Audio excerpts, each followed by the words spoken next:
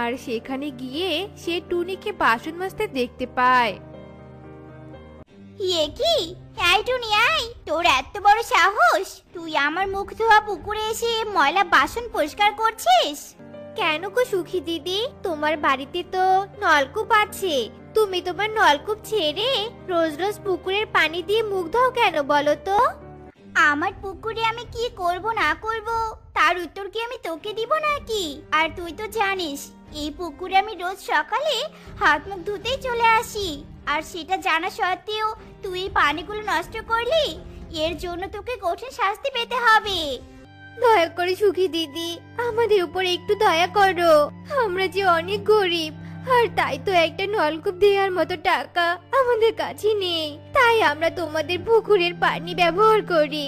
তবে আমি তোমাকে কথা দিচ্ছি, আমি আর কখনো তোমার পুকুরের কাছে আসবো না। আচ্ছা ঠিক আছে, তবে আমি তো তোকে এমনি এমনি ছেড়ে দিব না।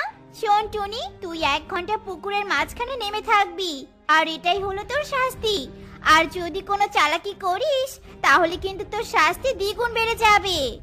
এ কথা বলে সুখী পায়রা পুকুর পাড় থেকে চলে যায়, আর টুনিও পুকুরের পানিতে নেমে যায় আর অনেক জোরে জোরে কান্না করতে থাকে। হে সৃষ্টিকর্তা, তুমি আমাদেরকে কেন গরিব করে পাঠিয়েছো? এত কষ্ট যে আমরা সহ্য করতে পারছি না।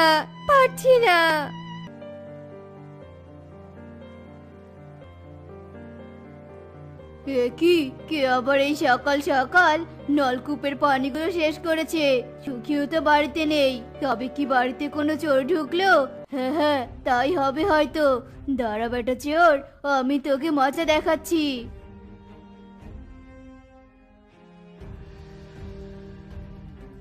একটুও পালানোর চেষ্টা করবি না।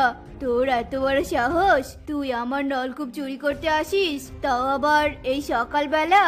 আজকে গুলি করে তোর মাথার খুলি উড়িয়ে দিব। ওরে বাবা রে, এসব তুমি কি বলছো গো? আমি চোর হতে যাব কেন? আমি তো তোমার একমাত্র বউ সুখী পায়রা।